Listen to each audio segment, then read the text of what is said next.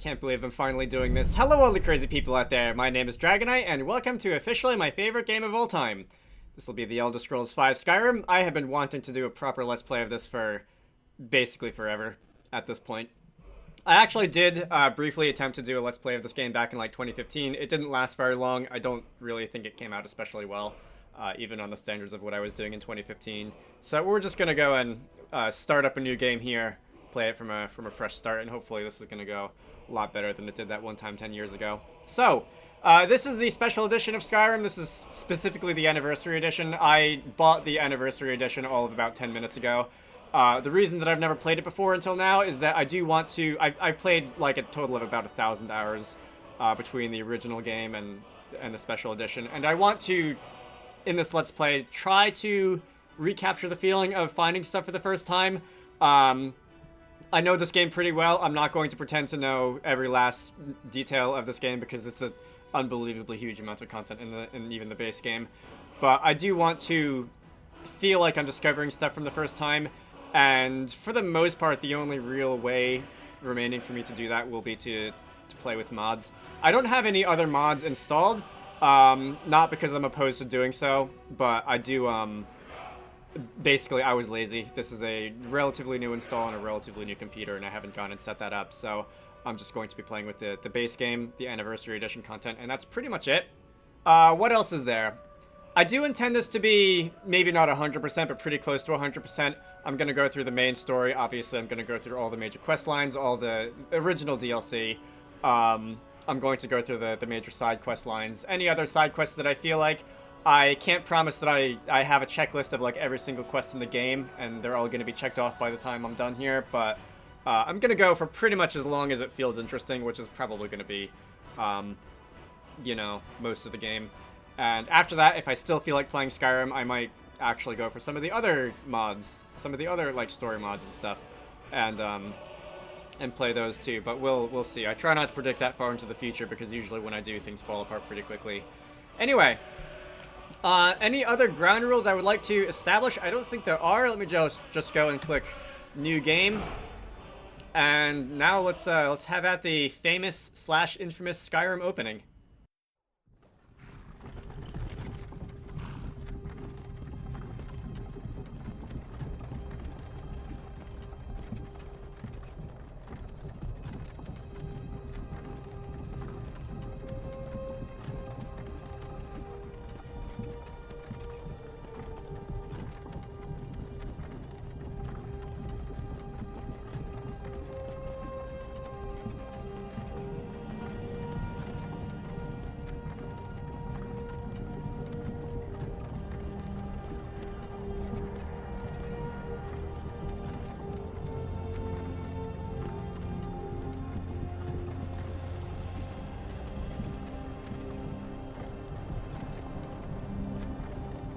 You, finally awake. You were trying to cross the border, right? Walked right into that Imperial ambush, same as us. And that thief over there. Damn you Stormcloaks. Skyrim was fine until you came along. Empire was nice and lazy.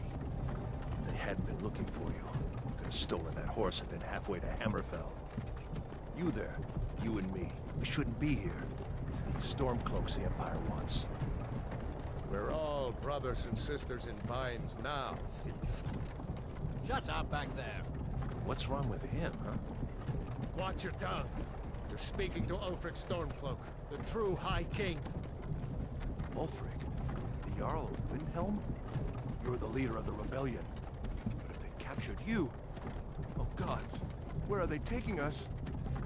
I don't know where we're going, but Sovngarde awaits. No, this can't be happening. This isn't happening. Hey, what village are you from, horse thief? Why do you care? A Nord's last thoughts should be of home. Rorikstead. I'm from Rorikstead. General Tullius, sir. The headsman is waiting. Good. Let's get this over with. Sure. Mara, Dibella, Kinnereth, Akatosh, Divines, please help me.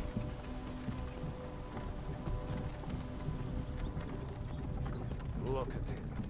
General Tullius, the military governor. And it looks like the Dalmor are with him. Damn elves. I bet they had something to do with this.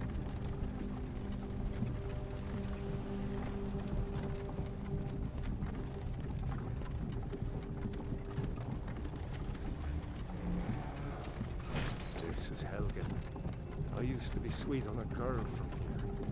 Wonder if Elod is still making that mead with juniper berries mixed in. Funny. When I was a boy, imperial walls and towers used to make me feel so safe.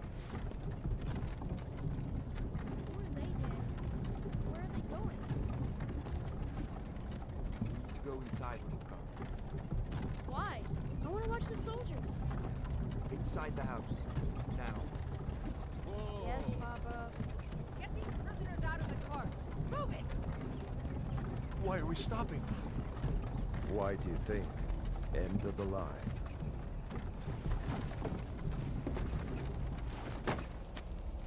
Let's go. Shouldn't keep the gods waiting for us. No, wait! We're not rebels! Face your death with some courage, thief. You've got to tell them! We weren't with you! This is a mistake! Step towards the block when we call your name. One at a time. Empire loves their damn lists. Ulfric Stormcloak, Jarl of Windhelm. It has been an honor, Jarl Ulfric. Ralof of Riverwood.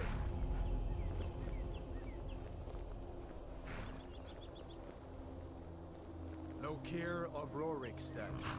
No! I'm not a rebel! You can't do this! Halt! You're not gonna kill me! Archers! Anyone else feel like running? Wait. You there. Step forward. Who are you? Skyrim's intro.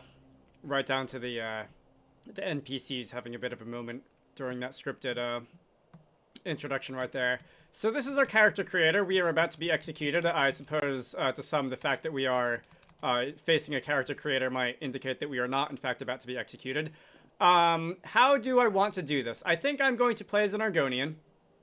As some people might expect. Lizard people, dragons, they're sort of the same thing. And other than that, I'm not going to really put like that much into like how my character looks. I might just like randomly select a random preset and then modify random values from there. I kind of wish that Skyrim's character creator just had a random character button built in. But yeah, give me a few minutes to go through this. Alright, so I basically just selected like a random preset and then modified values just basically when I thought they would look cool. I do like, by the way, how when you're playing as an Argonian, the hair slider does not in fact give you hair, but it modifies the spines and also the like feathers on top of your head. I quite like that. Hair color, does that really matter? I don't want anything that's like really bright because I think that's distracting, although most of the time, one, I'll be in first person, and two, I'll probably have a helmet on anyway, but let's just go with brown.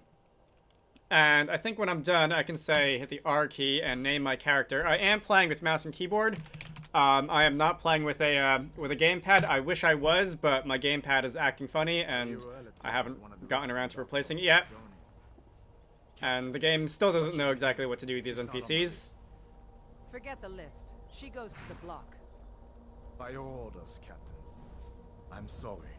We'll make sure your remains are returned to Blackmarsh. Follow the captain, prisoner.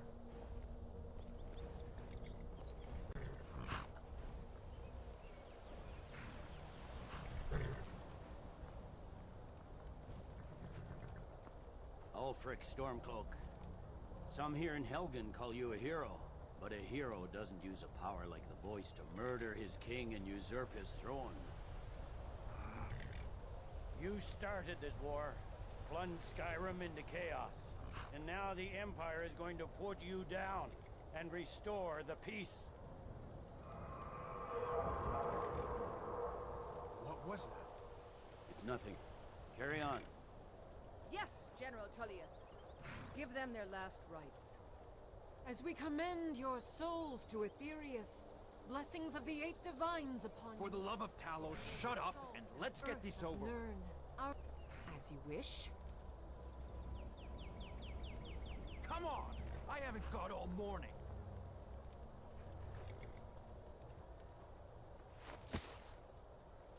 My ancestors are smiling at me, Imperials. Can you say the same?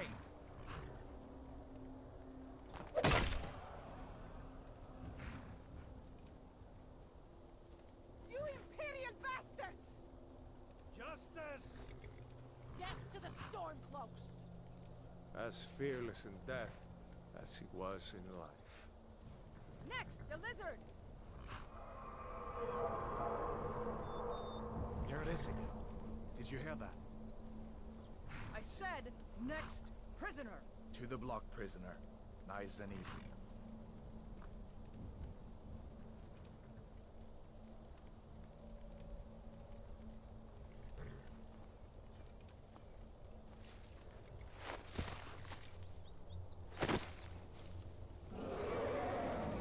What in oblivion is that? Sentries, what do you see? It's in the town! Dragon!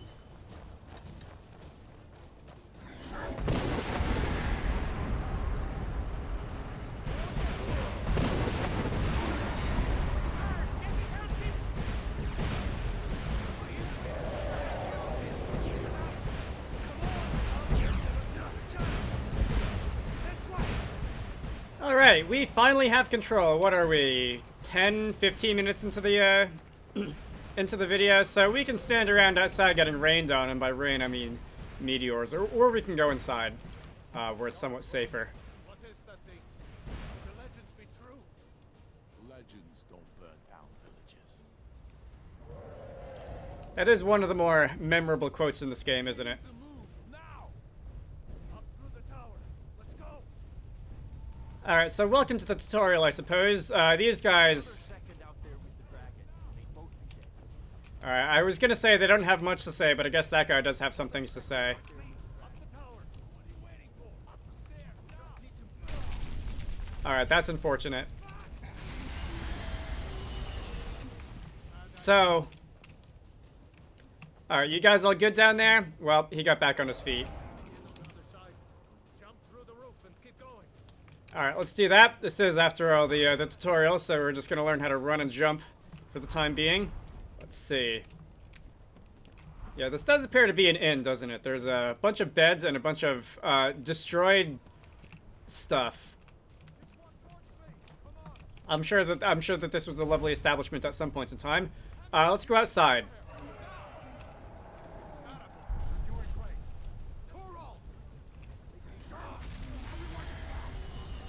Yeah, just imagine the stories that that guy's gonna tell his classmates at school tomorrow. Yesterday, I almost got eaten by a dragon. Alright. I forgot how much banter the NPCs, like, on the periphery have in this intro. Let's see. I got turned around. I think we're going this way, following the quest marker. Hi!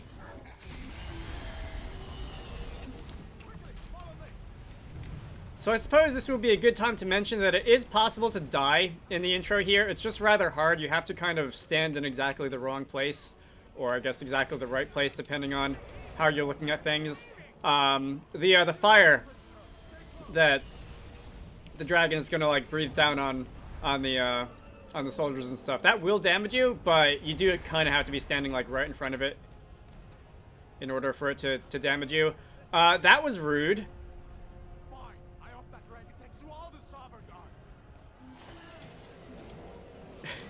Got interrupted here, did we?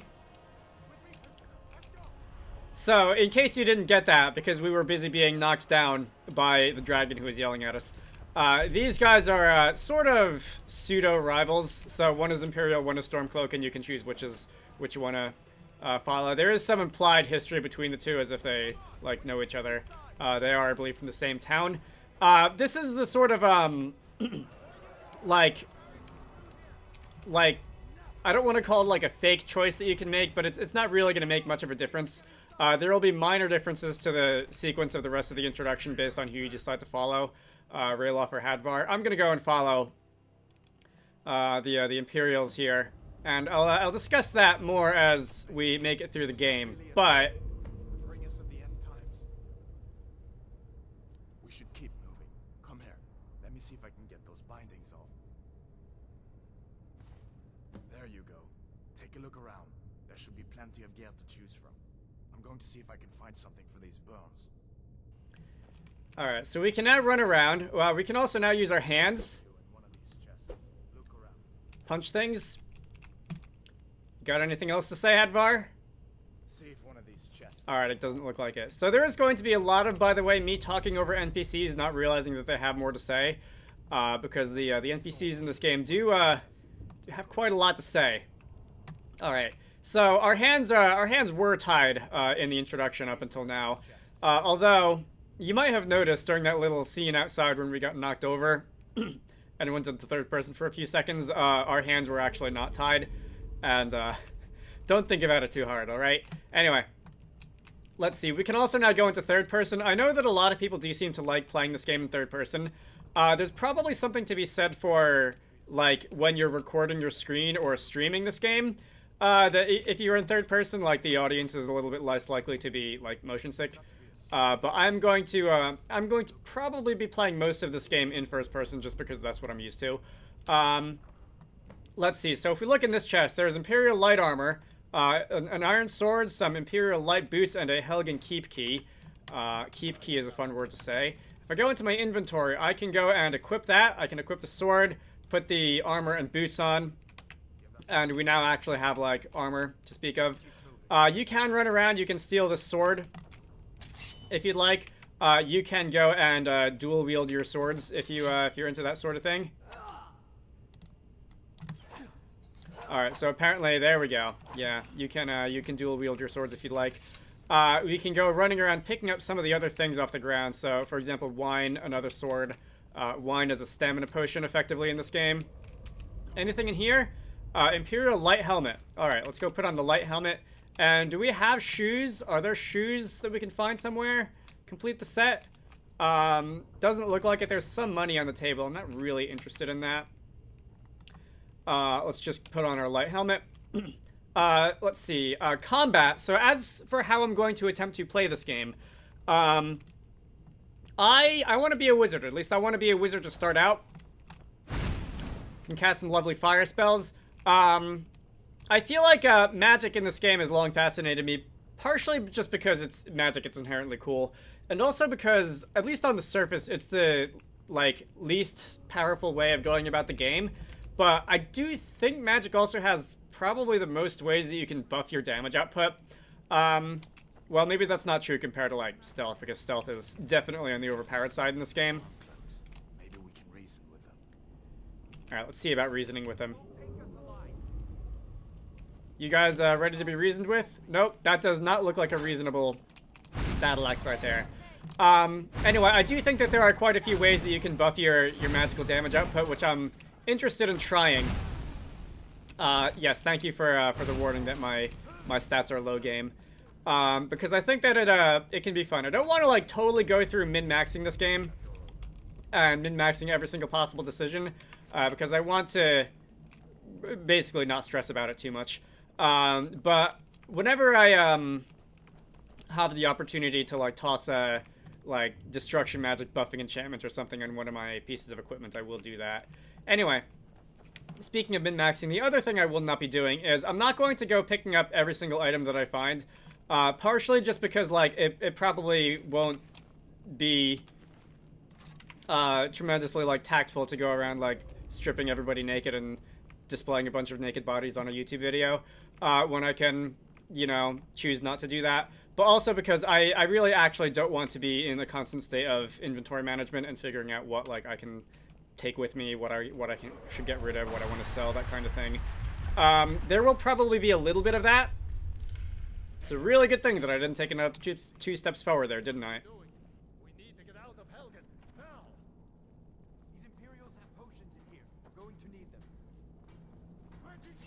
I have never heard you say that before. So I guess if you needed a hint as to what to do in this game, Although I believe if you're playing as an Imperial headbard, we'll just tell you. An old storeroom. See if you can find some potions. Might come in handy. Yeah, but these guys were trying to do basically the same thing that we were. They were trying to raid the storeroom for potions. So in this barrel, minor healing, minor magic, and minor stamina. So for the 3 people who haven't ever played this game before, your major stats are health, magic, and stamina. And health is obviously how long it takes to die. Magic is how much magic you can use, and stamina is for things like power attacks with physical weapons, and also running. If you run too long, your stamina will deplete, and you'll have to either use a potion, drink some alcohol, or wait for it to recover. Was there anything else I was gonna say in there? Other aspects of min-maxing, I'm not going to, like, you really can grind out levels pretty easily if you do things such as, like, craft a lot of potions. For example, these are potion ingredients, these herbs, and garlic. You can also find them in many, many other places throughout the game world. Or also, enchanting equipment, I think, is probably the best way to power level in the game, because you can, I'll get into more crafting later on, but you do get experience from the various crafting mechanics, and the amount of experience you get is proportional. Ooh, that's rough. The amount of experience you get from crafting things is proportional to the value of the crafted item, and enchantments are worth quite a lot of money.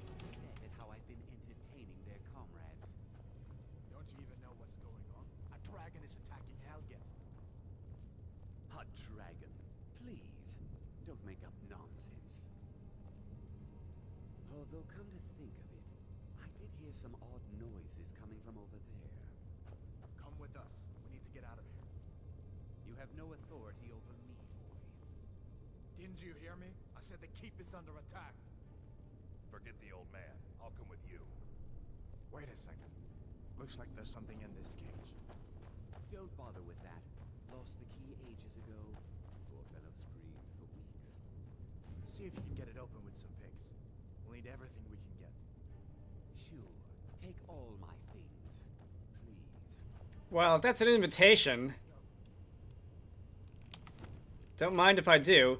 Yeah, the various NPCs in this game are all varying levels of unhinged, and this guy is definitely towards the unhinged end of the spectrum. So this is the lockpicking tutorial. So if I just go and activate this locked door here, rotate the pick with the mouse, or I think the right analog stick, and you can turn the knife, the blade, the lever with the A and D on the keyboard, and I think the left analog stick on the gamepad, and you can try and find the sweet spot where you will pick the lock.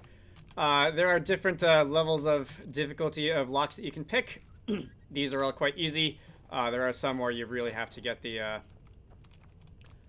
angle of the lockpick to a extremely precise point in the rotation in order for it to work.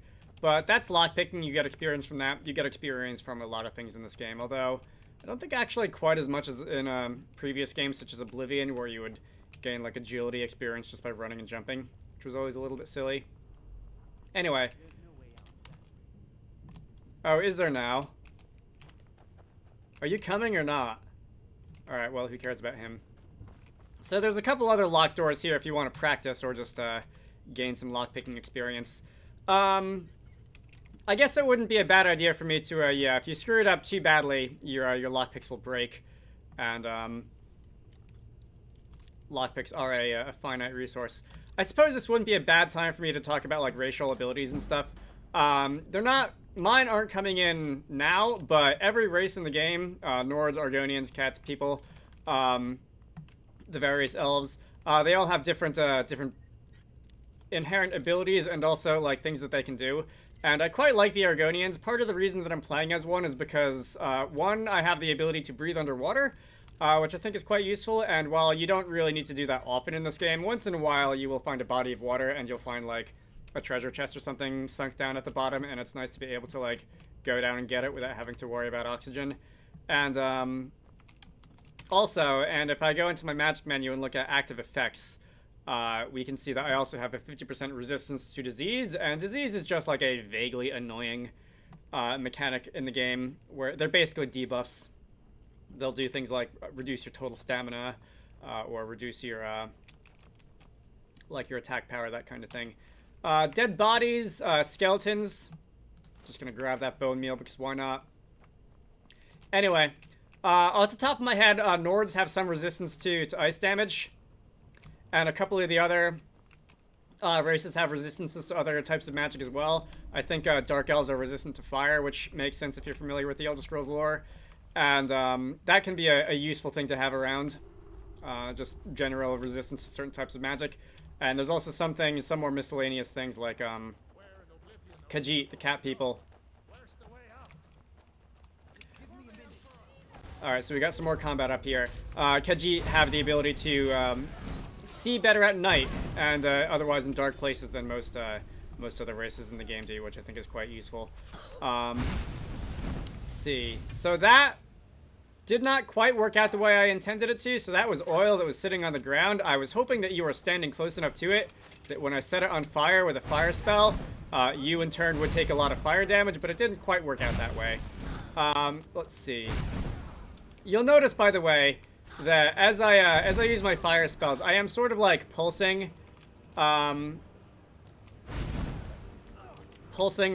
use of the fire spell, and that's because flames will do like residual damage, burn damage over time, and it is slightly advantageous, especially early in the game. It is slightly advantageous to not. Are you guys still going at it over here? It is slightly advantageous to like make use of that burn damage time and not waste all your MP on fire and just let the burn do its thing. It's probably much less of a war later in the game when you can upgrade your magic and that sort of thing and you can do more. But for right now, I will definitely be making use of that. All right. Let's see what this goes. Did the other guys die? Did the torturer's assistant die? Is that him over here? Yeah. All right. Rip. Let's not think about that too hard right now. Is there anything under here, by the way? Because one of the first laws of video games is always check behind the waterfall, but it doesn't appear that this particular waterfall has anything behind it. All right. We can continue. What else do I want to talk about leading into this game? Let's see. Let's just hit that lever, or we can let Hadvar hit the lever.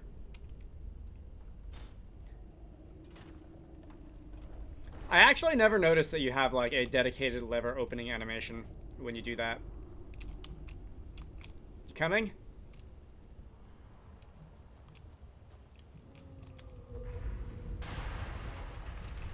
That didn't sound good. I guess we're lucky that didn't come down on top of us. Yeah, it's once again. I'm sure the others will find another way out. Wait a minute. Oh, all right. I was gonna say if I fall down here, can I actually get back up? But I see there's a tunnel here. How have I never noticed that before? So this is gonna just come out basically right next to where the stairs were.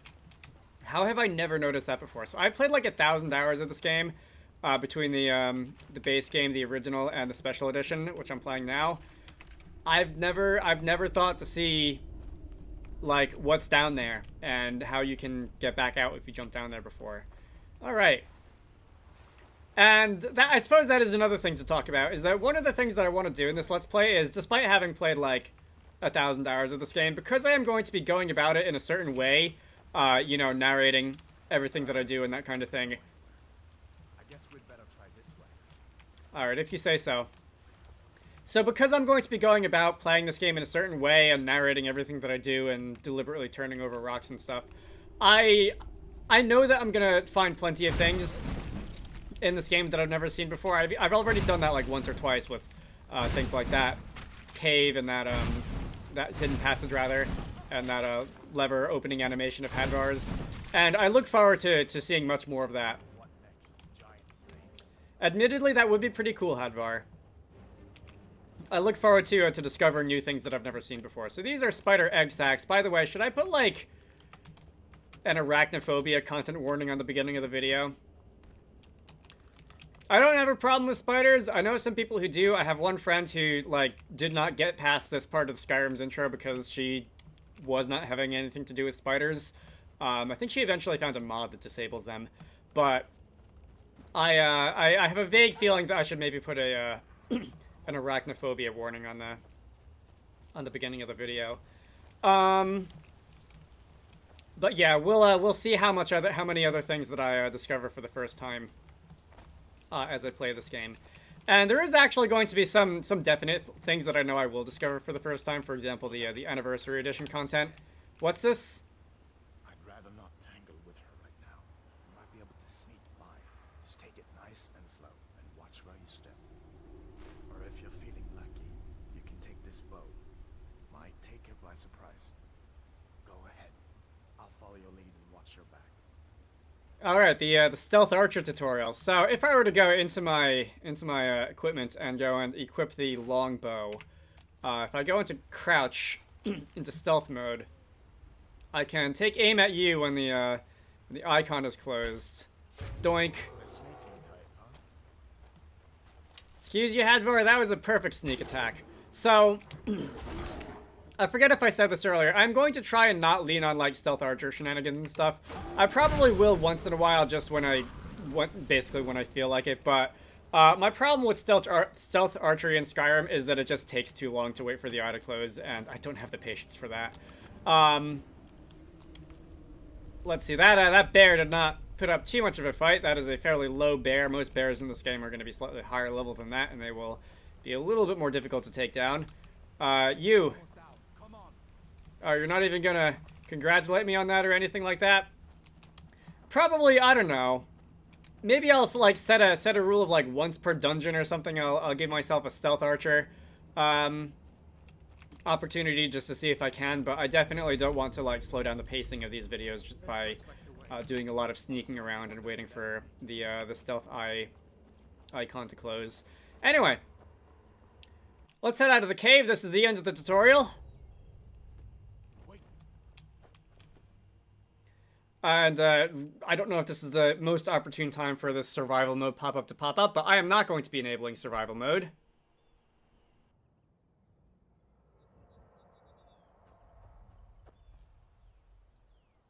Looks like he's gone for good this time.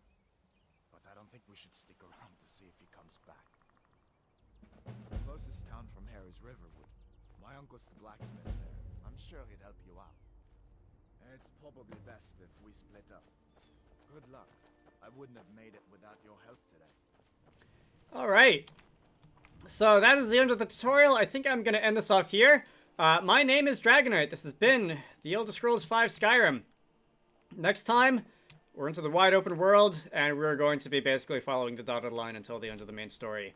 But after that, we'll do plenty of wandering around. You should all go check out Wizarducks and the Lost Hat, which is one of the games that I like to work on when I'm not doing YouTube stuff. Link to the Steam page can be found down below. I hope you all enjoyed that, and I will see you all later.